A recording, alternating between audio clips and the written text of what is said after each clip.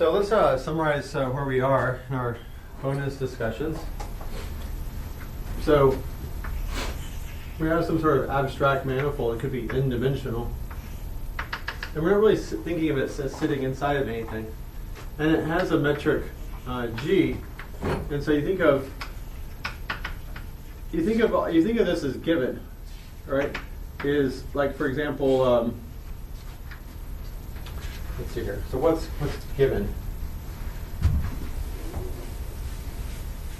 Really everything right here. This is what's given. Okay. Now we should talk about what this means, right? So what this is a bunch of overlapping coordinate charts.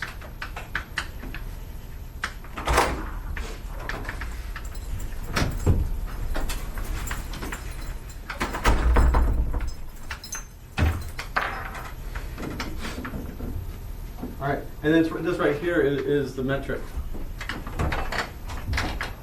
So you get together the dot product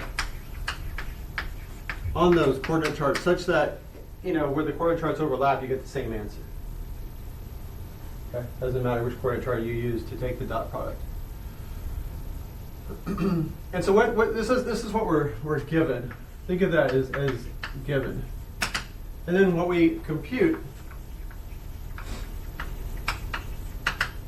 I mean, technically, then if you choose a coordinate chart, then you get your GIJs, right? So, like for example, if I choose a particular coordinate chart here, then I'll say this will be xn. Well, okay, I'll make this x2, and then, but okay, that will be n equal 2. Then think of this as mapping to some rectangle on your manifold. And then you have your unit vectors here, partial 1, partial 2, and then over here they correspond to some vectors, partial 1, partial 2. Technically they're the push forward of partial 1 and partial 2 under that map. But we'll just use the same name. Because the point is, this is really good notation because, so if we have so maybe first you choose a coordinate chart. So the coordinate chart you choose, so choose some coordinate chart which gives you these partial k's, right? And by the way, you could think of it either way, right? You want to think it over here, or you can do what a lot of people do is just sort of think about it over here. Right, I mean, it's sort of like when you're trying to plan your road trip from Duke to Las Vegas or whatever, right? Should be a very long way to go. I don't recommend it. I have no interest in Las Vegas, by the way. Gambling, to me, gambling. Okay, gambling. I don't understand why people like throwing money away. I think if you understand the math of it, it's not fun anymore. Is that possibly true? Now, if I own a casino, that would be fun. All right, yeah. I want to start my own casino, right? A previous student of yours described your personality to me as someone who looks like he studied math because he owns a casino. Okay. So, yeah. This is fun. I mean, y'all get where I'm coming from? So like a lottery ticket, I don't understand why someone would buy one. Okay, I would buy one if the expectation value of the ticket sufficiently exceeded the value of the ticket. Sufficiently. If it's a break even, it's still a bad deal because why would you add uncertainty and risk into your life, right? Anyway, so, but let's say you were going to drive to Las Vegas just because it's far away and you got the curve of the earth, right? And you've got you say you have one of these old-fashioned atlases, right? And you get one page for each state, more or less, right? Then yeah, I mean, you can think of it that way. You don't need to pull out a globe, right? Or get live images from outer space or something like that. You don't need to do that, right? So you can just in fact you can think of it over here. Maybe I'm not even sure. What do? I think actually do I think of it like that? Maybe I do sometimes. I think of both pictures, right? And so then the question is, what are the GIJs? The GIJs then is just G when you plug in partial I, partial J. So technically, you're plugging in over here. G is a tensor here. But by the way, you can take G and pull it back, and now you have a tensor on the coordinate chart. And you're like, oh, what's that definition again? Well, it's the only thing it could be. So like, when no one says pull forward, push back, all they're saying is think of it this way versus that way, or that way versus this way. That's all it's doing. So for example, you guys know that vectors get pushed forward. Turns out things that are functions of vectors get pulled back. Right? Vectors get pushed forward via the chain rule, right? This is the velocity vector of a curve, then you just push forward the curve, and whatever the velocity vector of the curve over here is, that's how you push forward a vector, right? And then you have a tensor here. How do I pull it back? Well, if I want to get a tensor over here, the pullback tensor, I first push forward that vectors, plug into this one, right? And whatever the answer is, that's the tensor defined on the previous one. So it's a bunch of nonsense, okay? It's just a bunch of, thinking of it over here as opposed to thinking over there, but it's only one reasonable way to define these things. And that's the definition. So it's less of a memorization, more of a recognition. There's only one reasonable way to define the pull forward, the push forward, or the pull back of things. Okay, so then you get these GIJs, and that tells you what the dot product of any two vectors are. And so, for example, if you have vectors v, if you have a vector v that equals vi partial I, remember the summation is implied, and you have a vector w, wj partial j, then what the GIJs are good for is that you know that the dot product of v and w, I could v dot w, right?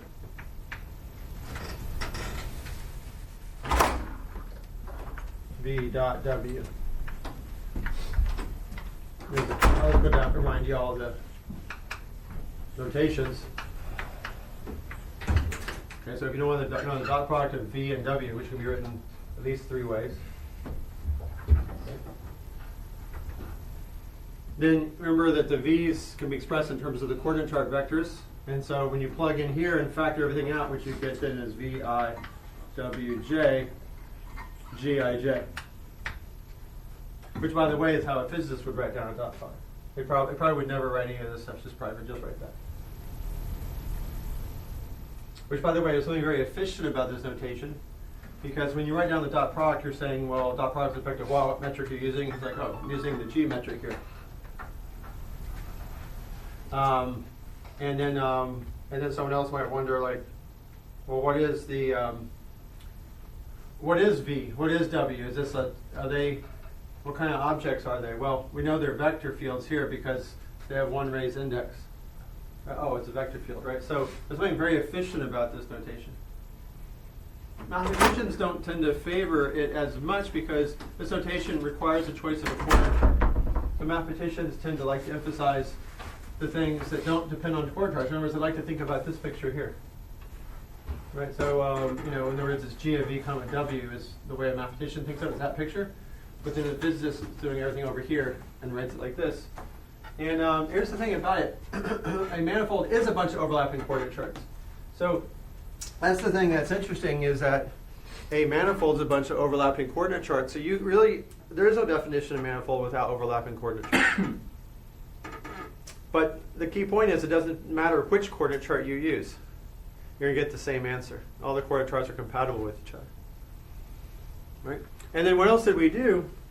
And we can say more about coordinate charts in a little bit. It's actually a pretty fascinating discussion. Like, there's a whole subject about overlapping coordinate charts. It's called differential topology. Not algebraic topology. That's a lot more intuitive. Differential topology is a subject that shouldn't exist. Okay? And you probably don't know what differential topology is because it should not exist. It's not intuitive. Okay? Intuitively, differential topology should not be a subject. Okay? Does that intrigue you guys? I wouldn't doubt it if the reason we don't understand. I wouldn't doubt it if there's a breakthrough in physics at some point in the future that requires greater knowledge of differential topology. So I'll say more about that in a second. But let me just to sum up, to review where we are. Given a manifold with, by the way, a manifold is a bunch of overlapping coordinate charts. That's called a smooth structure. So we're assuming the coordinate charts overlap in a smooth way. Okay? And you might even say, well, what do you mean a smooth way? We'll talk about that in a second.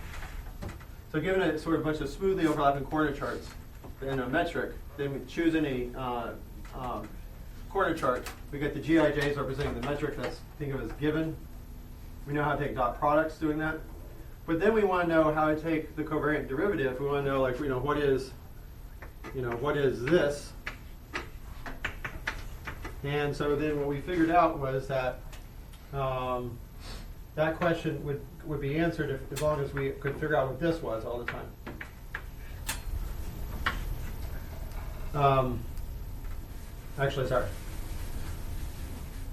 As long as we could do it on basis vector fields. And we figured out that there's something called the Christoffel symbols.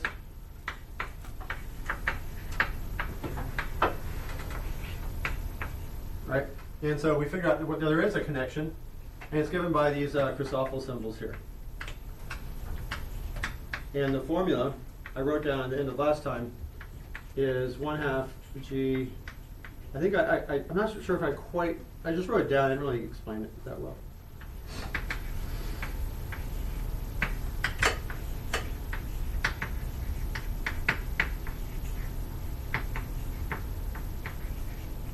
Okay, now the summation on M is implied here. I'm not sure if I told you what G upper Km was.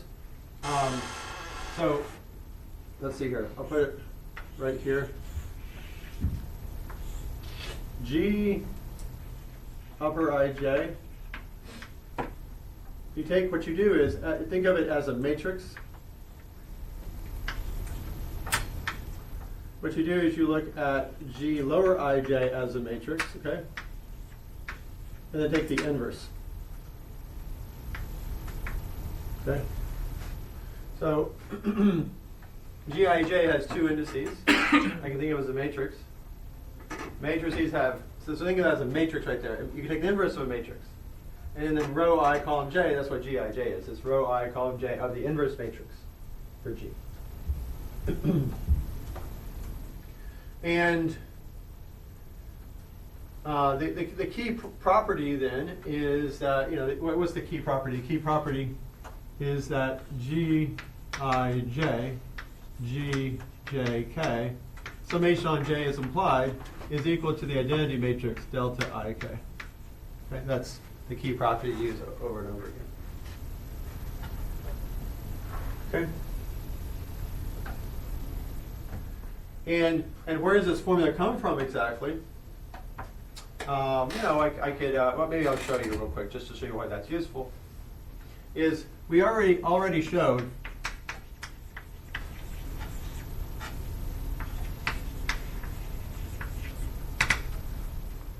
that if we take the dot product of this with that, remember we had the causal formula? That's the thing with 6 terms, right?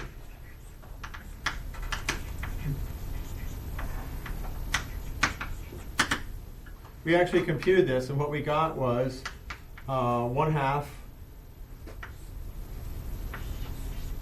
Gik comma j plus jk comma I minus Gij comma k. That's what we got. Okay. And so let's suppose now we want to solve for these things here, right? We want to solve for the Christoffel symbol. See, this is useful because I just plug in, it gives me the answer. Like if I tell you this, in principle it tells you what this is, but you still got to solve some system of equations and stuff. It's a little bit annoying, right? Okay. Whereas this just gives you the answer. The covariant derivative of this with respect to that equals this, right? So how do we actually compute it? I didn't ever actually show you before. Let me do it now. Is you say, well, actually, guys, if you don't mind, I'm going to replace. I'm going to say I have a k right here. So let's put an m here, okay? Let's replace this k with an m.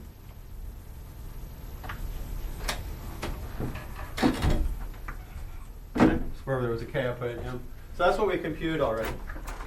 And so now if we go ahead and substitute this in, right? So then this we're going, and so what we have here then is, this is the summation over k of the gamma I j k partial k partial m. Okay, I'll go around like this. Okay, and then then what is this? Remember, summation over k is implied because you got one raised, one lowered, and so then what we have is partial. I mean, we have gamma I j k g k m. Right?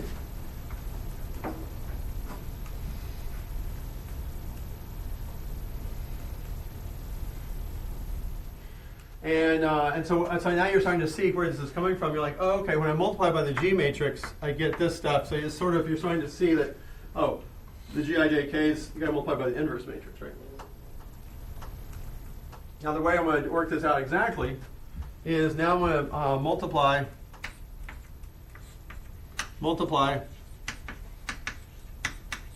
both sides by G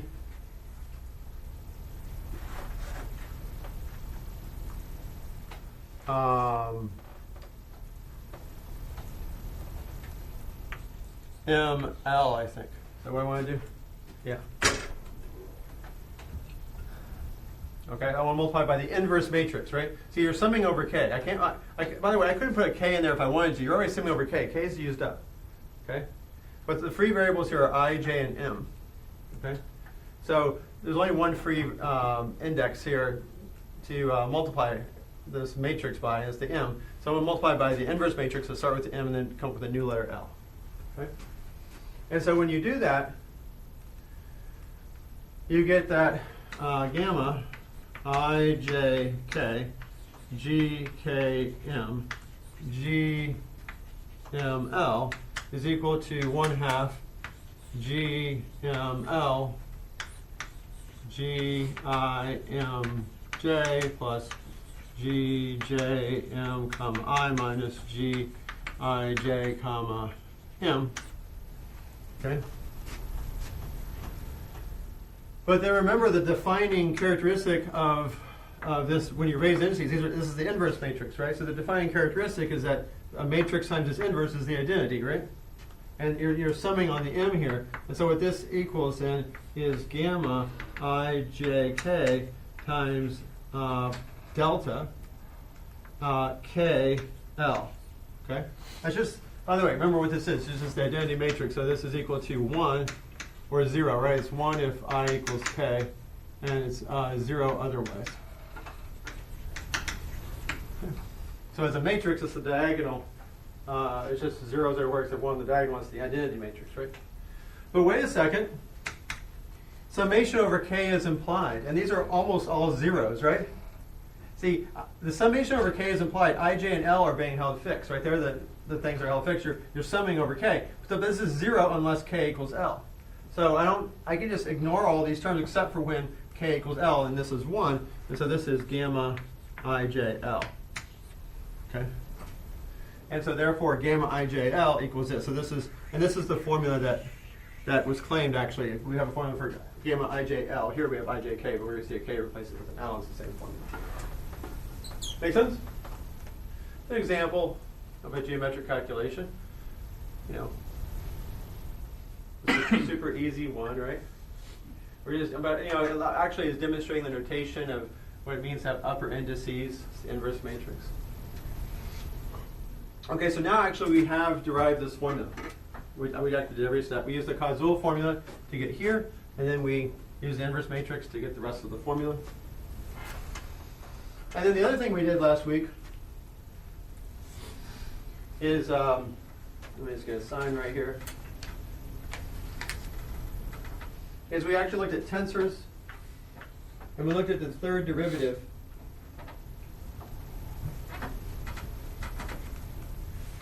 of f,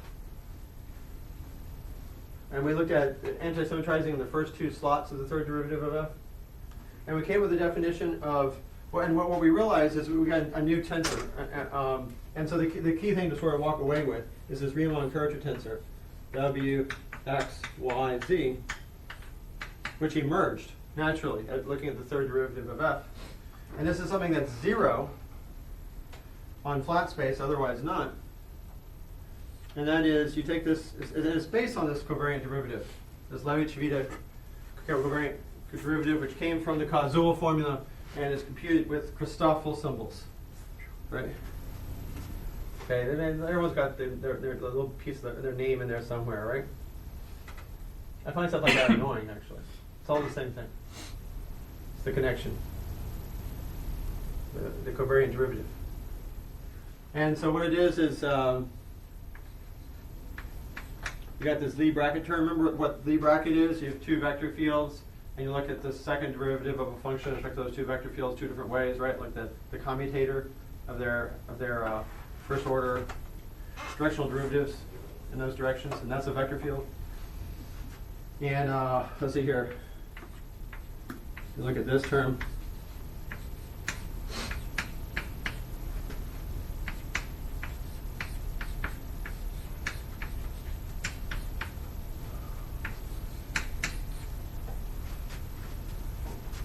Oops. This is called the Riemann curvature tensor. Okay. And I'll just remind you that if you, where that came from is we looked at the third derivative of a function.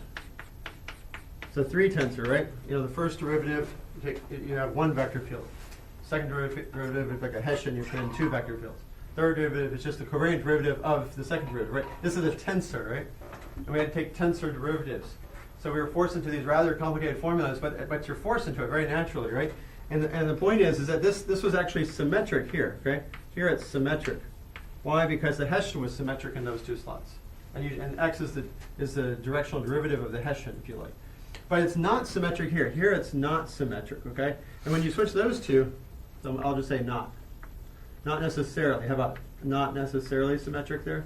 And in fact, when you subtract off this d3f of y x z, by the way, it is symmetric if you're in a flat space. Why? Because this is a tensor. I might as well put coordinate vector fields in there, right? In which case this just becomes a partial derivative. Right? If x, y, and z are replaced with partial I, partial j, partial k, then these are just partial derivatives.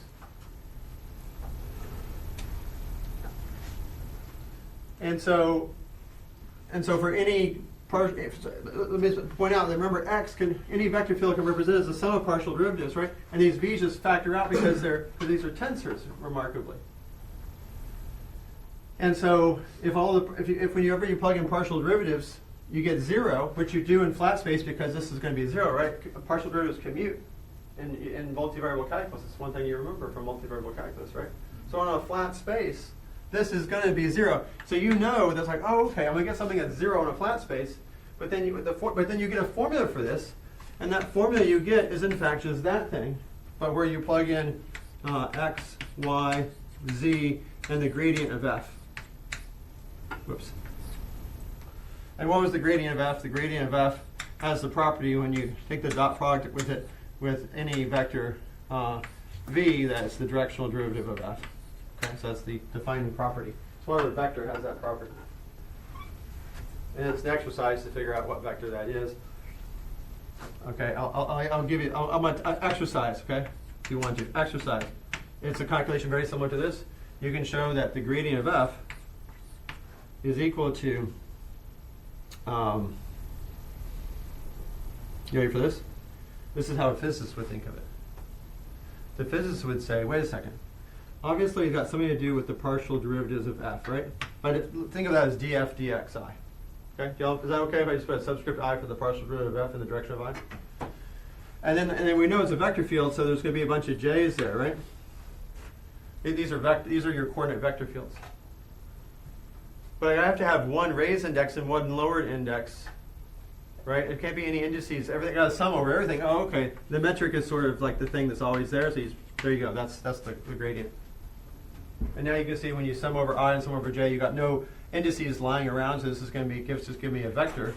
And in fact, that's the formula for what the gradient of f is. So you can see it has the same information. And by the way, take this, plug into this formula here, and you'll see that everything works out. The dot, here you have the dot product. You're going to get some G lower IJs. It's going to cancel with the G upper IJs because they're inverse matrices, and everything will work out, okay? And that's one thing that's nice about the Einstein summation notation of, always implied summation on raised and lowered indices is that it allows you to remember formulas like this really compactly, right? So first thing you do is you work out all the formulas, and then you notice, like, oh, if I define the inverse matrix to have raised indices and the original metric to have lower indices, and partial derivatives have lower indices, and vectors have lower indices, but their coefficients have raised indices, and there's a list of rules, and then all of a sudden the formulas imply themselves, sort of. It's a simplifying thing. It's a noticing a pattern. And so that's pretty much where we are now. We've got this Riemann curvature tensor. Any questions in this sort of, quick sort of summary where we are? I think you guys are actually understanding, by the way. So I think you can start calling yourselves differential geometers if you like. I think so. You're right on. I mean, you're right there, right there. Especially by the end of this week and next week, then definitely. And so we can do some definitions, by the way. Definitions. There's something called sectional curvature. It's trying to understand this. This Riemann curvature tensor is complicated, right? So here's one thing you can do. You can find the sectional curvature. Really what you want to do is the sectional curvature of a two-plane. And that's usually use K there. And I'm just trying to decide here. Okay, so you have a given point P. You have the tangent plane, right? And let's take any two vectors, E1 and E2. And suppose they're perpendicular for right now. Is that okay? Let's let E1 and E2 be perpendicular. In fact, in general, we can have a frame. We can have EK. K goes from 1 to n. And let's call this an orthonormal frame. Orthonormal frame. And the key thing, so these are vector fields. They're not just, this is not from a coordinate chart. You guys understand? It's not from a coordinate chart. It's local. I want them to have each length 1 and perpendicular to each other. So the point is, I want the length. In other words, I want EI dot product EJ to equal delta IJ. But it's not. But they're vector fields. Okay. Then I can define K of EI EJ to equal the Riemann curvature tensor of EI EJ EI EJ. Okay? And it turns out that's Gauss curvature. That is exactly Gauss curvature of the surface in the EI EJ direction. Exactly. Okay? Turns out this is exactly equal to the Gauss curvature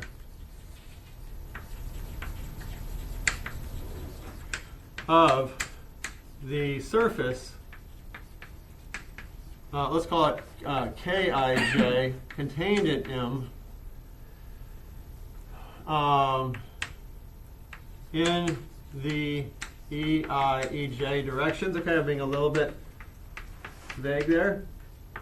But what we mean is, do y'all remember the exponential map? I think I've mentioned it before. So if I have a tangent plane, the exponential map of this E1 is, just take a geodesic going in that direction at distance 1, right? And more generally, given any vector in the tangent plane, just find a geodesic and go, whatever the length of the vector is, that's the distance you go, and you go in the direction of that vector, right? And however far out you go, that's where you end up on the surface. And so more generally, the exponential map, EXP, based on a point P, maps the tangent plane at that point P to your manifold M. Okay? And so the point is, given any two vectors, EI and EJ, and we'll suppose I not equal to J here, okay? And by the way, I'm choosing orthonormal frame, but it could be any orthonormal frame, so really I could get any two perpendicular directions. Right? So you pick two directions that are perpendicular. You look at the two-dimensional plane spanned by in the tangent plane, right? Where the tangent plane is a linear space. It's flat, right? So look at the two-dimensional vector space spanned by those two perpendicular length 1 vectors. Take the exponential map of that two-dimensional tangent plane. That gives you a surface in your manifold.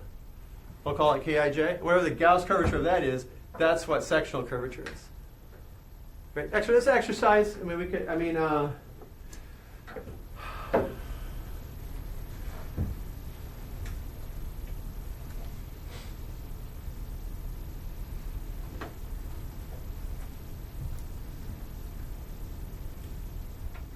to remember if I've ever done that exercise.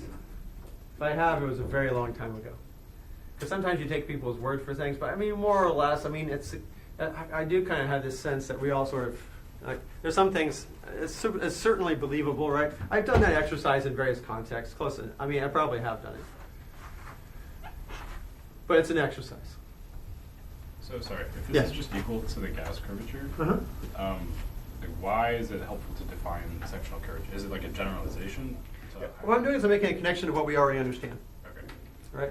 And it's also, so there's two things. Imagine you never heard of Gauss curvature before. It's still interesting that this, in fact, is just a function of the curvature of that two-dimensional thing at that point, right? But really, the reason I'm telling you this is because you have an intuition for Gauss curvature, Yeah. and now you have an intuition for the Riemann curvature. It's a small part of the Riemann curvature tensor. Okay. And so this is often discussed, sectional curvature. That's the first thing I wanted to share with you. The second thing would be Ricci curvature.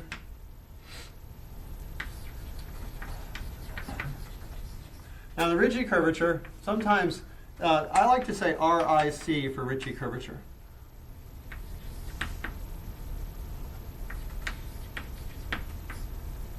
Okay.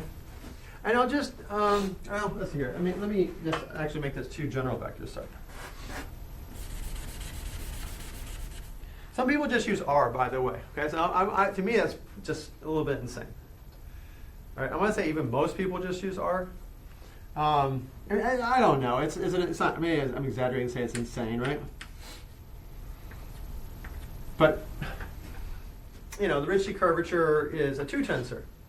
Now, why why do a lot of people just put an R there? Well, their point is, look, there's only 2 slots, so you should know that it's not the Riemann curvature tensor anymore because there's only 2 slots. You know, the Riemann curvature tensor has 4 slots. Right?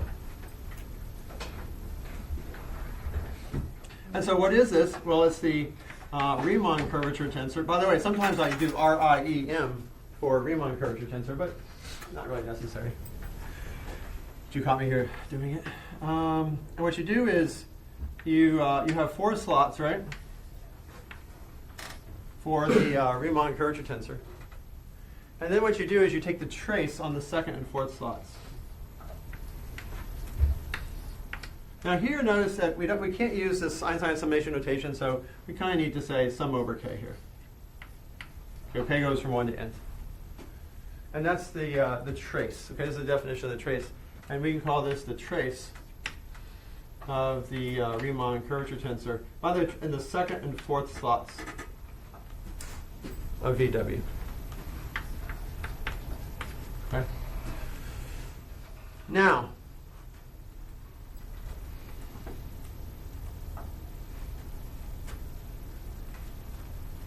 you might be thinking, wait a second, what is an orthonormal frame if you have a minus sign in the rule of Pythagoras? Right? Yep. Because I said that, you know, choose an orthonormal frame, E1 through En. I want them to have dot product equal to either 0 or +1. But what about if we had a space-time or something, right? And this doesn't quite work. Then it has to be plus or minus delta ij there, right? And so we always have to have, we have to say, well, okay, it's going to equal 1 or -1 if it's in a time direction, right? And then when we define trace, we got to put the plus or minus into the trace as well, okay? And so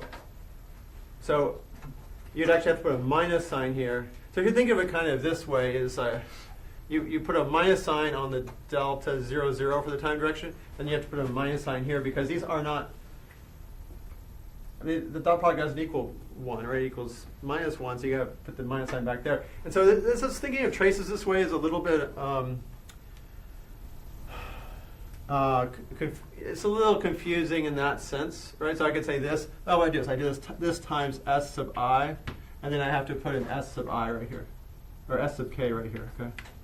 And that S sub K, you know, S sub K equals plus or minus 1 depending on the signature of the metric, okay? That's a little annoying. Let me show you something that's more natural. Something that's more natural for taking traces is that you say that this is equal to Ritchie I J. We're going to let V and W be expanded here this way. And then you say V I W J. So this is where the physicist notation is better, okay? It's a little bit simpler. We agree that Ritchie VW is this, right? You just figure out what the components of the Ritchie are when you plug in the coordinate vector fields, and so you get this. And then you have the Riemann curvature tensor R. Let me see here.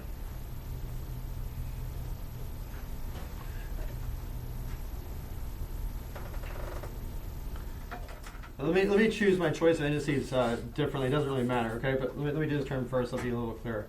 So this is, you have an R I J K L. You know, what is this? Then you want to take the trace on the second and fourth slots, right? And so what you do is simply put a G upper J L there. And this is the correct formula for the trace on the second and fourth slots, no matter what the signature is, because this has plus or minus 1s in it also. And so now this gives you an I and a K left, right? So I'll put the I's and the K's like this. And then you say times V I W K. And there you go. That's what the Ritchie curvature is in coordinates. Okay. So that's your Ritchie curvature.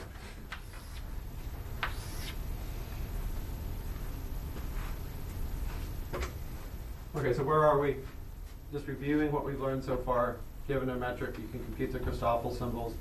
Then the Riemann curvature tensor came out of looking at derivatives, up to third derivatives of functions, right? And we found out that third derivatives of functions were not symmetric in the first two slots. They're symmetric in the second two slots, but the first two slots, when you subtract them, you get this thing that's 0 in a flat space, the Riemann curvature tensor, but not 0 in general.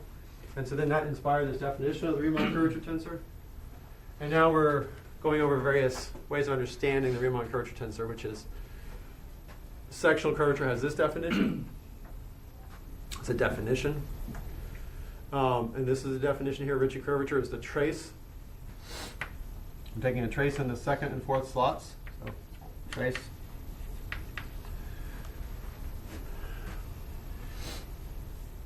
And then you also then get something called scalar curvature.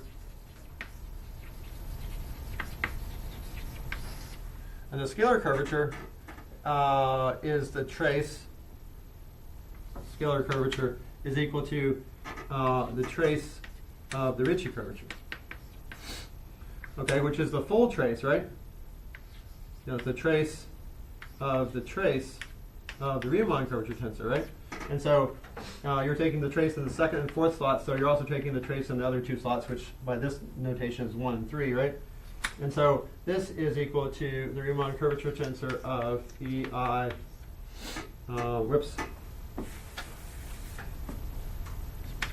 and I think the summation over I and J, because we can't use summation, Einstein summation notation, R E I E J, E I E J. And okay, so technically we need to put these S, I, S, J, S for sign, right? To actually be able to take the trace. Or equivalently, this is simply equaling to the Riemann curvature tensor R I J K L. You take the trace in the second and fourth slots, that's G J L, and then the first and the third is G I K. So, you know, in some ways, did you guys kind of agree the scalar curvature? The physicist got a point here. This is a nice way, a simpler formula to understand what you're doing, right? But I don't know. I think it's good to understand both, right? So, you know, it's just sort of annoying to have to keep track of these signs. Like, in some sense, the point is when you have a space-time, when you choose an orthonormal frame where you want E1, E2, and E3, say in a three-dimensional space, to all be mutually perpendicular and have length 1. But in a space-time, you also have an E0, and the point is the vectors dot product themselves equal, you want to be perpendicular, so they're all zeros except when they equal themselves. And there the dot product can be 1 except for the time unit vector, and then E0 dot E0 is actually minus 1. So that SI captures that sign issue, right? But the point is the metric has the minus signs in there, and so the formulas are all, you never have to choose an orthonormal frame, and so therefore the formulas just are a little bit simpler for the physicists, but at least you understand what's going on. Now, here's what I think is kind of neat, by the way, and in fact this is intuition. Let's get some intuition here. See, we have an intuition for sectional curvature, because sectional curvature is just Gauss curvature, right? And so just to say it again, sectional curvature in the EIEJ direction is just Riemann EIEJ EIEJ, which is the Gauss curvature of the surface spanned by the EIEJ plane, right? And so we have an intuition for that, because that's what we've been studying in this class. It's sectional curvature, the curvature of a two-dimensional submanifold of your higher dimensional space. But what I want you to notice is that the sectional curvature allows us to understand Ricci and scalar curvature. And in particular, let's look at the scalar curvature. Maybe it's easiest first. Look at this formula here. You know, see this formula? Isn't that just sectional curvature? It's just sectional curvature, isn't it?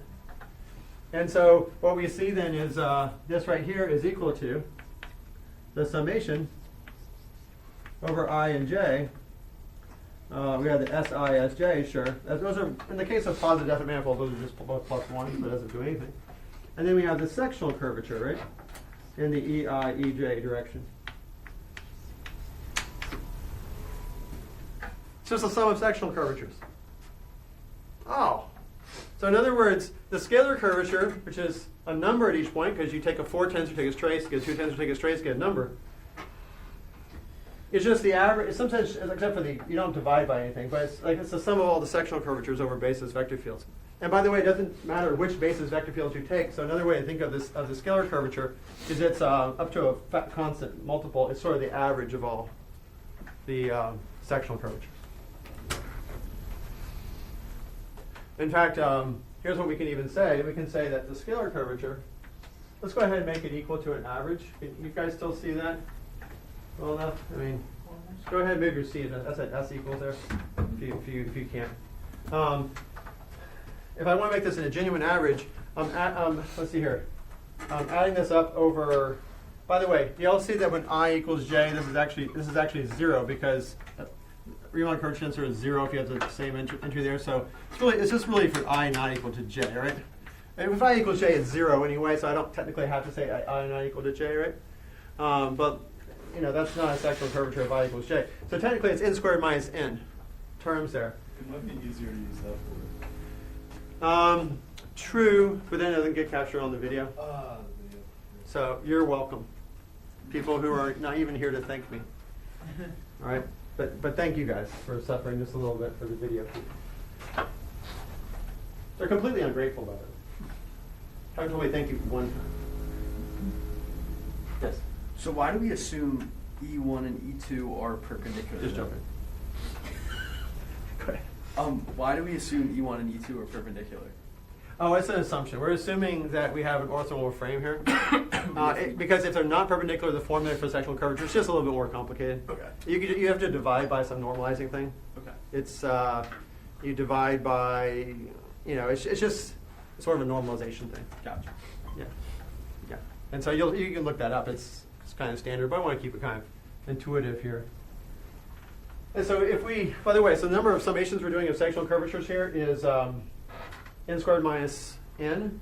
And so I could write this then as, if I want to be the average, I'd do 1 over n squared minus n. And so what I can do is say, this is n squared minus n times the average sectional curvature. Average sectional curvature. Okay. By the way, guess what? Let's take an n sphere, an n-dimensional sphere. So the sphere that we normally call a sphere is a 2-dimensional sphere sitting in R3, right? Now let's talk about an n sphere. So what's the scalar curvature of an n-sphere? Well, all the cross sections are spheres of radius 1, right? Let's say it's a sphere of radius 1. And so that means that all the sectional curvatures are 1, because the Gauss curvature of a sphere of radius 1 is 1. And so the scalar curvature of an n-sphere is n squared minus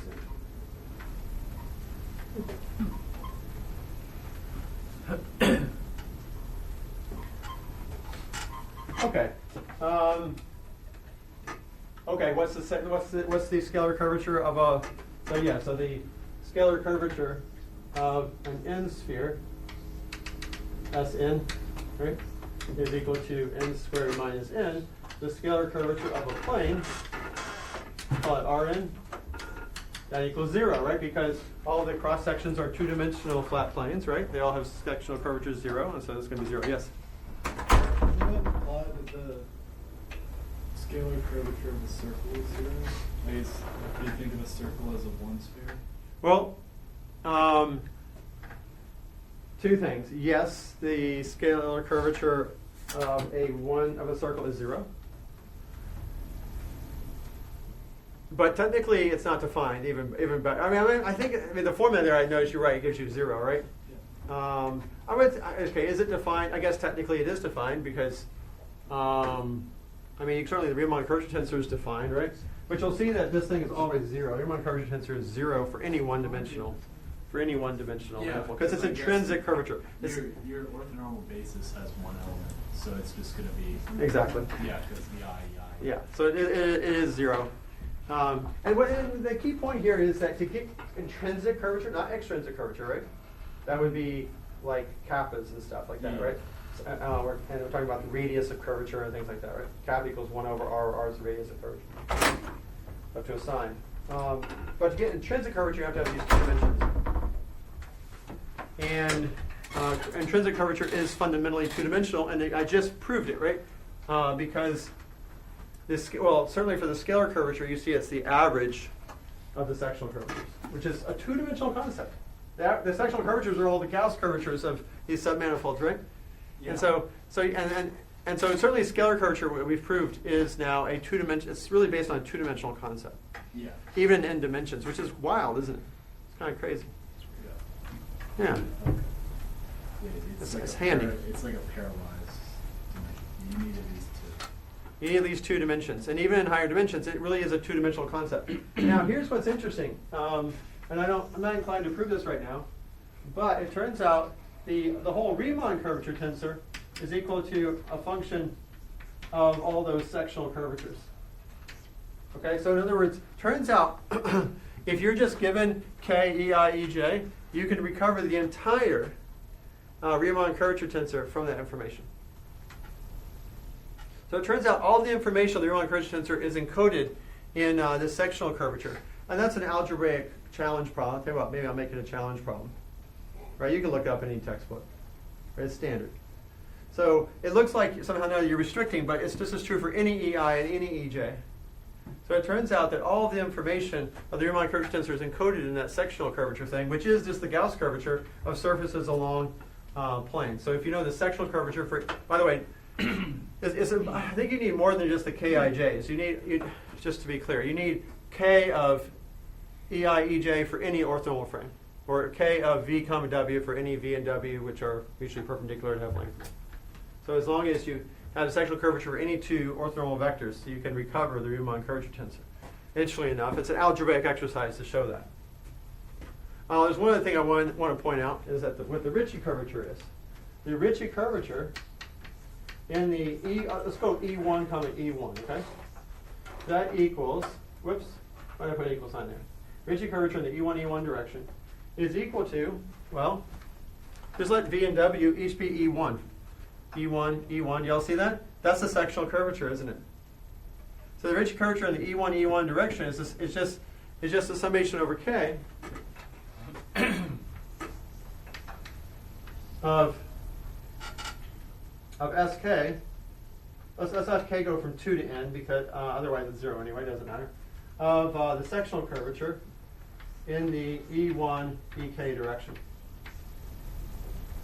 Little K here. Little K there.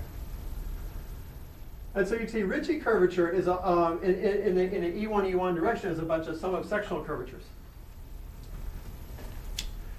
Now, by the way, that defines the Ricci curvature, because it turns out in this algebraic exercise, if you know the Ricci curvature in the VV direction for any unit vector V, you can recover the Ricci curvature in the VW direction.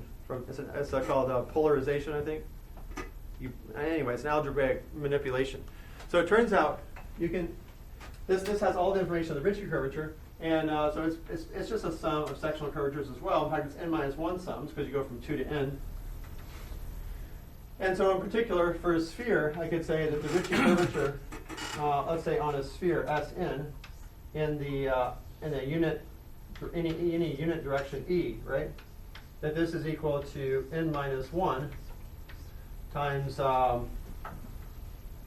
times 1, right? Which, by the way, another way to think of it is it's the metric in the E direction. Let's go ahead and assume that the SKs are all positive, right? Okay, so I'll take the positive definite case. Well, it is, and we're taking a positive definite metric on Sn, so yeah, I don't have to say that. We're taking the standard round metric on Sn. And by the way, more generally, what this means is it's just a calculation of the Ricci curvature on Sn, or a flat round metric on Sn of V comma W is equal to n-1 G of VW. So what you could say even more generally is it's just saying the Ricci curvature, which is a 2 tensor, is equal to n-1 times the metric. Okay, so on a sphere, the Ricci curvature is just a multiple of the metric, and that multiple is n-1. Okay? If you have a sphere of radius 1. Okay. So that's some basic facts. Any questions about these definitions of curvature? I wish I could tell you that this curvature is super well understood. There's a lot of things that are understood, but super well might be an exaggeration. There's still plenty of open questions about curvature. And so differential geometry, understanding curvature, is an active field of mathematics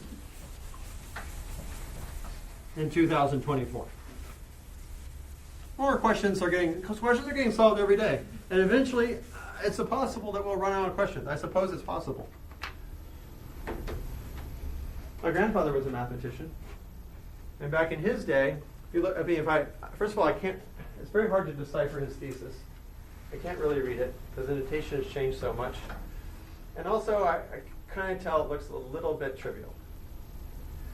So, it's like, yeah, okay, I can put a lot of effort into it, but I'm a bit disappointed. Now, I wouldn't be disappointed in a historical context, right? It's just that what was interesting then has become trivial today. It's just like being really good at real analysis or something like that. I'm probably exaggerating a little bit, but not a lot. It's like fields get solved, right? And in fact, I think his thesis, it was like an extension of Green's theorem. I think it had something to do with Green's theorem. It's like, oh, Green's theorem is true in this weaker case where we have less regularity or something, right? Okay, I guess you could call that a thesis, right? It's by modern standards, it'd be like, oh, come on, we figured that out 100 years ago. And he's like, yeah, that's the point. His thesis was 100 years ago, right? Yeah, at the time it was cutting edge, no doubt. All right, I have no doubt that it was cutting edge at the time. So, from the point of view of the future, we're still just trying to figure this out. I just want to point out that progress is constantly being made, right? And I hope someday someone looks at my thesis and kind of laughs and chuckles too. That would be great.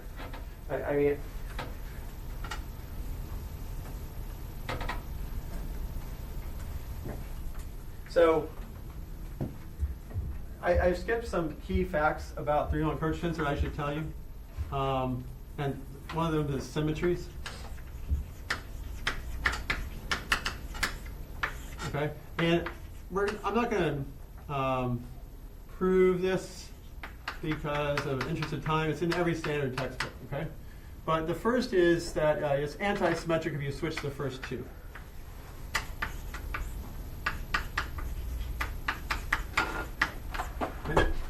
The second is it's anti-symmetric if you switch the last two.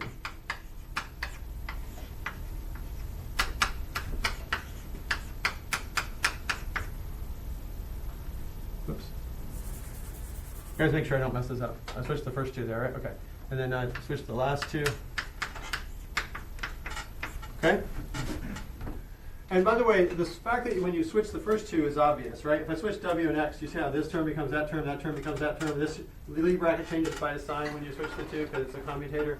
And so the first term is actually quite easy to prove. So let's call it obvious. The fact that you get the second two not obvious, got some work to do, okay? The third one is if you, and I forget what order they do these in, so it doesn't really matter. I don't think it matters. Let's see here. Let's switch the first two and the last two. So let me see. Whoops. Got ahead of myself. So you take W, X, Y, Z. So I haven't done anything yet, right? Now take these two and then switch them as a pair, okay?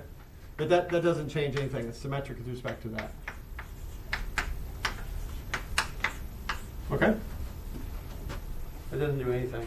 And then the fourth one is a cyclic sum. Cyclic sum. Right? And that is if you look at R of W, X, Y, Z, and add that to R of, and what you're doing is a cyclic sum on the first three. X, Y, W, Z. You leave the Z alone. Okay? Plus R of Y, W, X, Z. So that equals 0. Okay. Those are the four symmetries.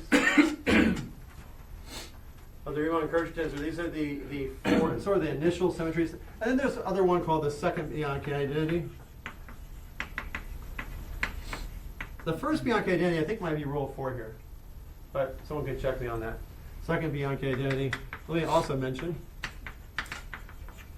Now, by the way, how do you prove these identities?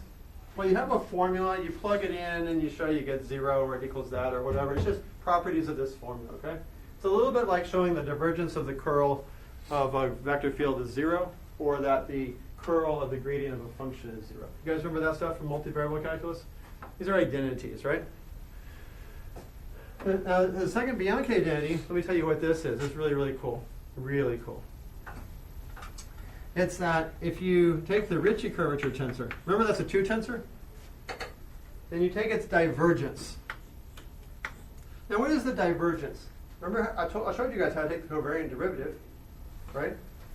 Covariant derivative of a vector field, I'll show you all that last week, and then just take a trace, okay? So you take the covariant derivative of the Ricci curvature, that gives you a 3 tensor, and then you take the trace in the first 2 slots, and that gives you a 1 tensor. Okay? And so that's a 1 tensor.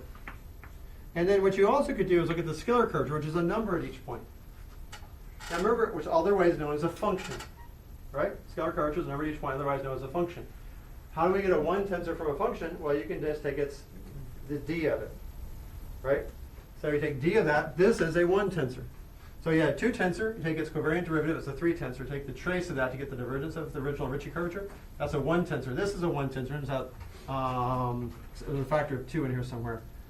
Turns out that equals up. Okay, it's just like, it's an identity. This is equivalent, by the way, to the following. It's equivalent to saying, define G to equal the Ricci curvature minus 1/2 the scalar curvature times the metric, okay? Now, 2 tensor. The metric is a 2 tensor. Scalar curvature is a number at each point, otherwise known as a function, right? So this whole thing is a 2 tensor. And this statement is equivalent to saying that the divergence of G is equal to 0. Okay? When Einstein first came up with general relativity, he didn't know about that identity. And so he was like, okay, I want to come up with a theory where matter curves space-time. And so he knew this differential geometry just a little bit, right? And by the way, from talking to mathematicians, because that's how much you're going to learn this stuff, right? This was in 1905 to 1915. This would be cutting edge mathematics, right? It's only relatively few people in the world would know any of this stuff, right? Maybe there's like 20 people worldwide that really understand this to any significant extent, right? And so Einstein's going to talk to them, and so he's like, oh, okay, I have an idea. Let's set Ricci curvature equal to the stress the matter field, right? And then he realized that if you set this equal to 0 and solve it, you get something like the Schwarzschild space-time, and you get gravity if you do this. You need to put a factor of 8 pi in here if you want the universal gravitational constant equal to 1. And it turns out that gives you the Schwarzschild. He didn't actually solve for the Schwarzschild space-time metric exactly, but he did it approximately. Schwarzschild is the one who actually did it exactly later on in 1908. No, within a year, like 1915 also or something. Yeah. And this gives you the gravity of the solar system. It reproduces the anomalous orbit of Mercury, the precession of the perihelion of the orbit of Mercury. And so Einstein was, already like touchdown. This is pretty awesome, right? He just replaced Newton, right, with this equation. Turns out even this equation, which by modern standards is considered wrong, describes gravity about more accurately than Newton. At least in vacuum, right? And the solar system is mostly vacuum, so close enough, right? But then later on, he learned about the second Bianchi identity thing. It's like, oh, wait a second. If I modify the Ricci curvature this way by minus 1/2 SG, then it has 0 divergence. And then he's like, oh, okay, wait a second. That's what I want to do. G equals 8 pi t.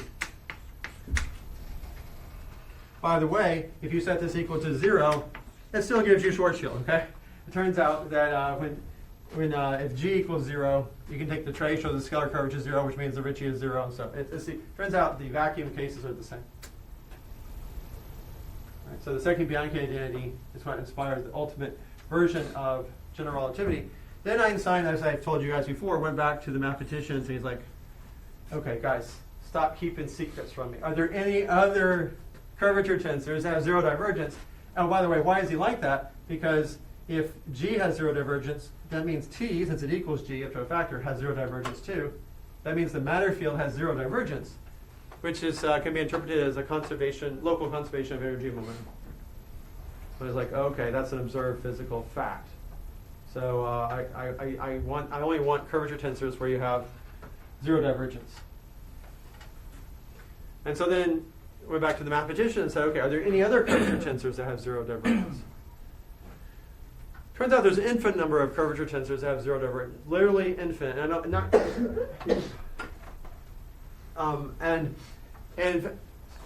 it's actually unclassifiably infinite. It's probably an overstatement, possibly. But if you say, I want the curvature tensor to be only a second order of the metric. You guys, what do I mean by second order of the metric? You get the GIJs here. Do y'all see how the Christoffel symbols have first derivatives of the GIJs in there? First derivatives of the metric. Look at the Riemann curvature tensor. Christoffel symbols will show up here. That's going to have a Christoffel symbol in it. Then you take its derivative. So that'll give you second derivatives of the metric. This is a Christoffel symbol there. Take its derivative. Second derivatives of the metric. So the Riemann curvature tensor only has second derivatives of the metric. And so then you say, okay, what are all of the curvature tensors that up to second derivatives of the metric? No more than second derivatives of the metric. It turns out you can classify that. And it turns out all of the curvature tensors are, you take that G, but then you can add any multiple, like 5 times the metric. Turns out the metric has 0 divergence. It actually has 0 covariant derivative. And that's actually a one-line exercise. If you look at our definition of how you take the covariant derivative of a tensor, turns out the thing you get is 0 by the metric compatibility idea. And so this has 0 divergence. And so you set this to equal 8 pi t. And this right here is known as the cosmological constant. And so this is the thing that, here's the sense I really want to emphasize. I've said it before, I want to say it again, is that Einstein was just guessing the Einstein equation. It's just like, I don't know, see if this works. It's just guessing. The first guess was not his last guess. How about that? So all these guesses can't all be right. Okay? There's actually technically like 3 different guesses here. They can't all be right. And they're probably all wrong, frankly. I mean, in terms of what will ultimately be the accepted theory, right? Probably. And so, this was just because the Ricci curvature is the right side of the tensor. And then, G has 0 divergence. Okay, try this. It's the most obvious choice. When I was a graduate student, people were, obviously aware of this cosmological constant, but most people still thought that it was probably 0 when I was a graduate student in the 1990s. But then, around 1999 or around 1999, I think, 2000, something like that, some astronomers did some very accurate measurements of type 1a supernovas, and they detected that actually the expansion of the universe was actually accelerating. That we had a Big Bang, it was slowing down, and around 10 billion years of the Big Bang, for the last 3.8 billion years or so, the universe has actually, the expansion of the universe has been accelerating.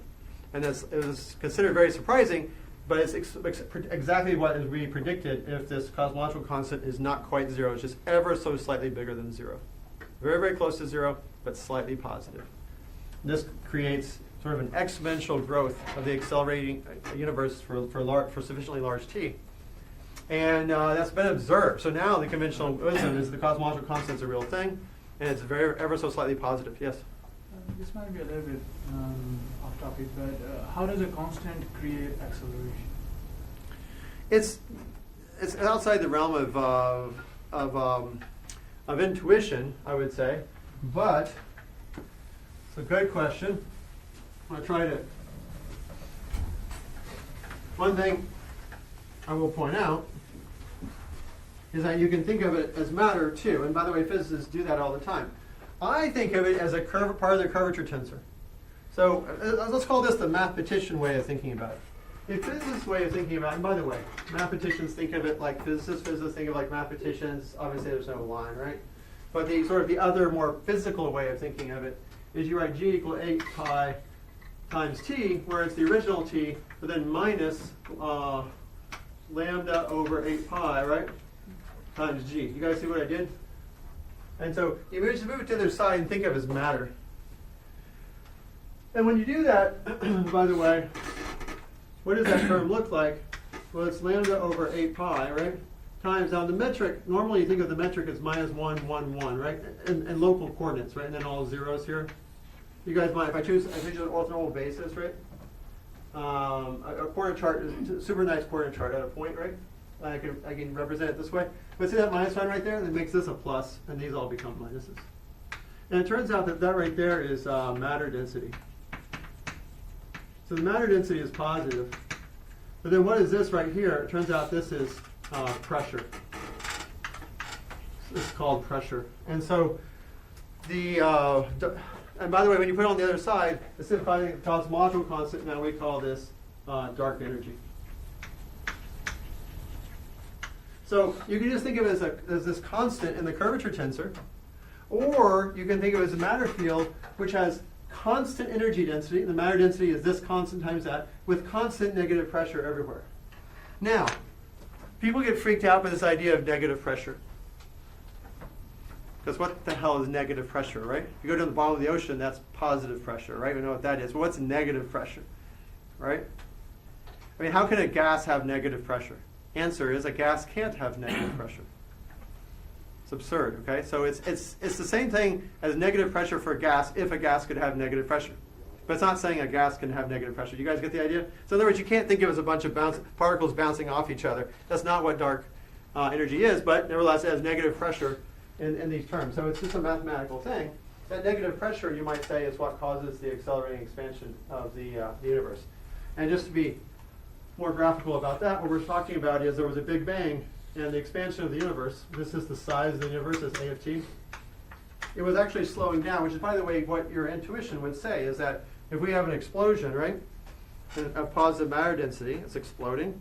It might not have escape velocity. It might get to some sort of maximum size and recollapse on itself due to gravity, right? Or it might have escape velocity and continue to expand forever, but it'd still be slowing down, right, because of the gravity pulling it back in. But no, at some point, it actually starts to accelerate away.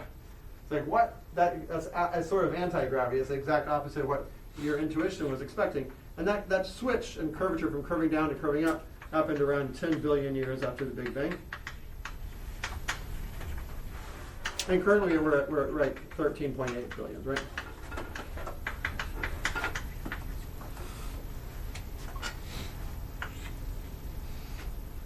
And it turns out that this is exponential. This is t to the, I think this is t to the 1/2. This is t to the 2/3, I think. This is where electromagnetic radiation dominated. This is where dark matter and regular matter, baryonic matter they call it, but it's just regular matter, the periodic table of elements, dominated, and then now we're in the dark energy dominated realm. So today, approximately, what is it? I think it's, what is it? I'm going to round to the nearest 5%. 70% dark energy, and then 25% dark matter, and then 5% regular matter. You guys mind if I do RM for baryonic matter, regular matter?